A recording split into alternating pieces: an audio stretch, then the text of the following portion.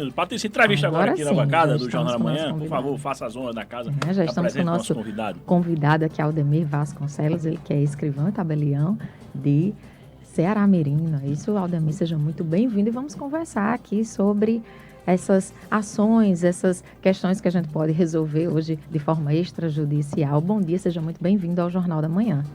Bom dia, Patrícia. Bom dia, Arthur. Bom dia, Fernanda Araújo. Bom dia aos ouvintes da Jovem Pan. Estamos aqui à disposição. Sou oficial do primeiro ofício de notas e registro de imóveis Ceará-Mirim, portanto, ao mesmo tempo sou tabelião e oficial de registro de imóveis, né? As pessoas não têm muito saber essa diferença, né? Acham que todos são tabeliães, Bacana, né? até interessante já fazer essa diferença, explicar, né? O tabelião de notas é aquele que lança as notas dos negócios, dos atos jurídicos que eles são levados, né? Então, o tabelião de notas ele faz procuração, ele faz escrituras públicas, ele autentica documentos, ele reconhece firmas, né? E o oficial de registro, ele pode ser o oficial de registro de imóveis, privativo só para os atos de registro e transferência de direitos reais relativos a imóveis. Existe também o oficial de registro civil de pessoas naturais, que é aquele que é o responsável para registrar os nascimentos, os casamentos, os óbitos, as emancipações, as interdições e assim por diante. Temos também o tabelionato de protesto de títulos, né? Que é aquele que é responsável para protestar os títulos, né? Então, alguém é devedor, não pagou e vai lá com a duplicata, por exemplo, leva ao cartório e lá se inicia todo o protesto para tornar o devedor em mora, né? E aí é uma função também diferente. E também temos o oficial de registro de títulos e documentos e registro civil de pessoas jurídicas, que é aquele oficial que, parecido com a junta comercial. A junta comercial tem a competência de fazer o registro das sociedades empresariais e também de registrar os requerimentos dos empresários individuais que não são sociedades, né?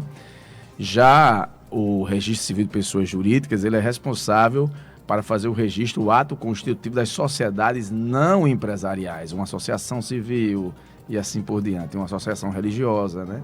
Então é bem diversificado o ramo.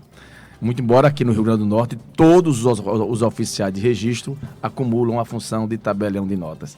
Por isso essa confusão às vezes, né? Muito bom, excelente. Foi a aula excelente aí. Olha, eu sou advogado, já atuei muito cartório. Eu mesmo já estava esquecido de como era essa diferenciação todinha. E no cartório resolvia tudo.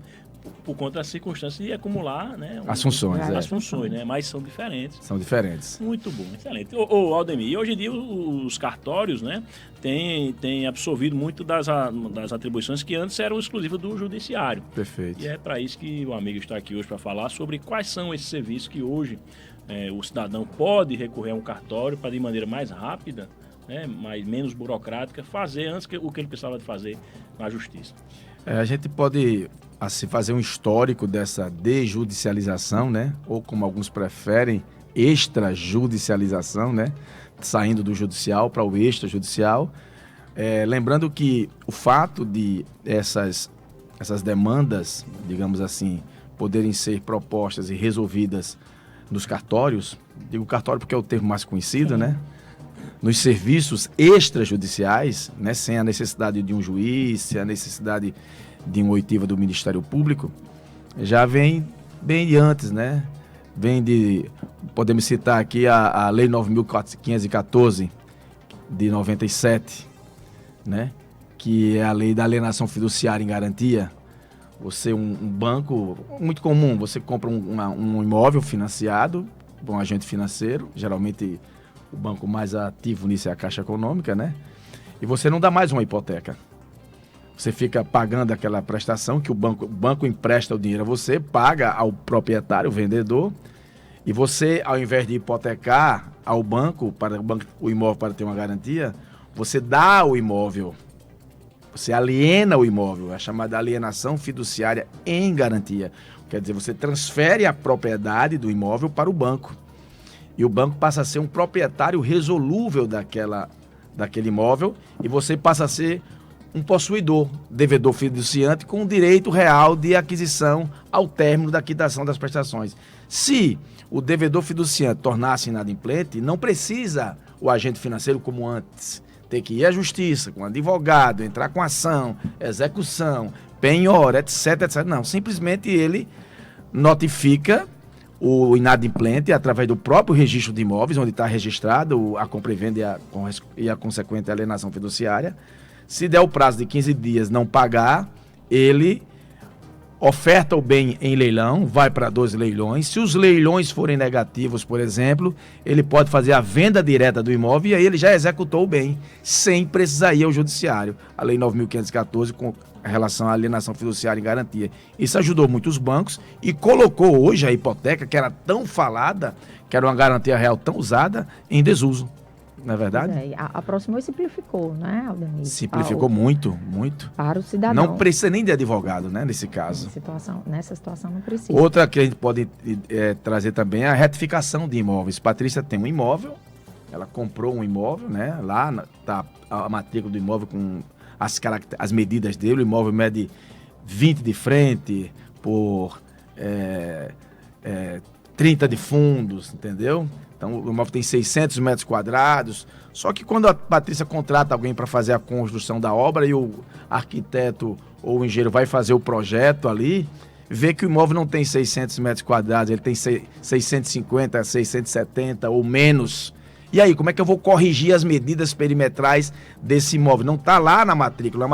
Na tábula está de um jeito. As medidas perimetrais são umas. Na realidade, as medidas são outras. Então, em razão do princípio da realidade hoje, que é o princípio que vigora muito na parte registral, você não precisa ir a juízo para retificar as medidas perimetrais de um imóvel. Você pode, no próprio cartório, sem advogado, contrata um topógrafo, ele faz toda uma planta, um memorial descritivo, com a nossa anotação de responsabilidade técnica, pega a anuência dos confrontantes, quando se tratar de imóvel urbano, e se for imóvel rural, já há entendimento que o parágrafo 13 do artigo 176 da 2015 permite que, se o imóvel rural, aquela poligonal definida pelo topógrafo, estiver certificada pelo INCRA, dizendo que aquela poligonal não está se sobrepondo a nenhuma outra poligonal do cadastro do INCRA, quando é imóvel rural, já dispensa-se a anuência dos confrontantes, é um entendimento de acordo com esse parágrafo 13 do artigo 176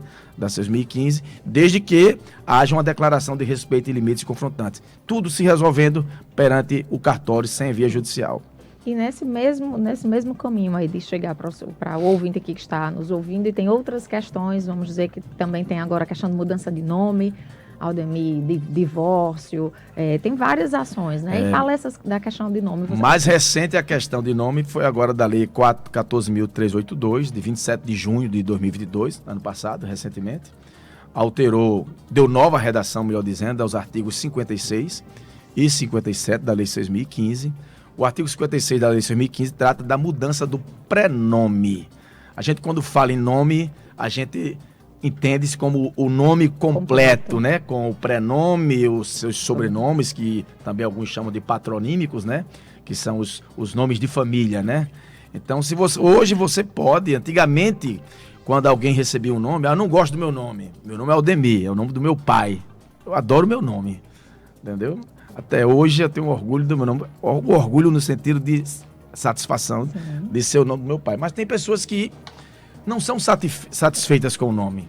Ah, meu pai e minha mãe colocou esse nome, não gostei. A lei antigamente permitia que até um ano depois de você completar a maioridade, você poderia, dentro desse um ano, mudar o seu nome. Depois disso não poderia mais. Não poderia mais. O artigo 56 hoje diz que você pode mudar o seu prenome a qualquer tempo e sem nenhuma justificativa.